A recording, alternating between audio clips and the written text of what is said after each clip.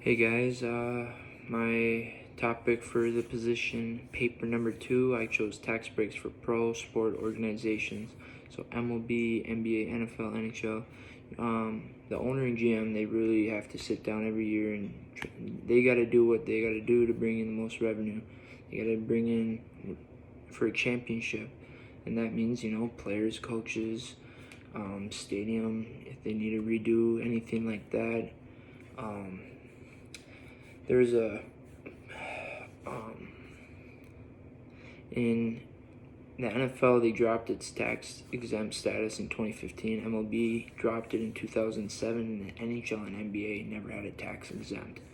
So my reasoning why sports organizations should not receive tax breaks is because, one, they get so much revenue from merchandise, season ticket sales, TV and cable revenue, concession sales. And if you add all that up, for an example, the Dallas Cowboys in the 2018-2019 season, they're the number one team in the NFL with revenue. And Jerry Jones was always complaining about why he needs to pay taxes. And for looking at that, stadium and the players that are playing for him, there's no reason why he can pay, like a couple $1 million for tax, for tax breaks. My second one is reasoning is the expensive contracts these players are receiving nowadays. And my example I used was New York Yankees. They just gave Garrett Cole over a $300 million contract, and he's one of the best pitchers in the MLB today. But each team gets a cap salary, and in the past 10 seasons, the New York Yankees have went over the cap salary 6 out of the 10 times. And in that case, that's called a luxury tax. And a luxury tax, you have to pay a certain amount of money that you go over. And, if you look at it, why do the New York Yankees complain when they bring in so much revenue from championships that they've had? Stadium revenue, player revenue, and at the end of the day, if they can pay a luxury tax, then why can't they pay a tax break?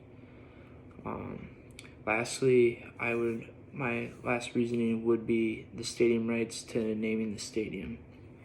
So, for an example, there's been a lot of stadiums that pay so much money to have their name on the stadium. So, for an example, I used the Dallas Cowboys again for AT&T Stadium.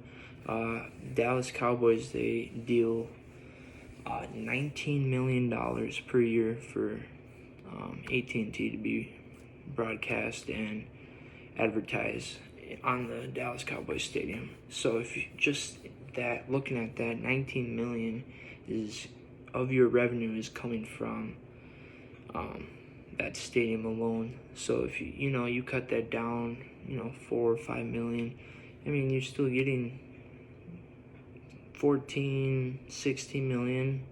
It's not too bad. And at the end of the day, you just got to realize that taxes are for everyone, and you can't just cut it out for sports, because that's not fair to the people that are working hard. And at the end of the day, sports are included with this world, so they deserve to pay taxes as well.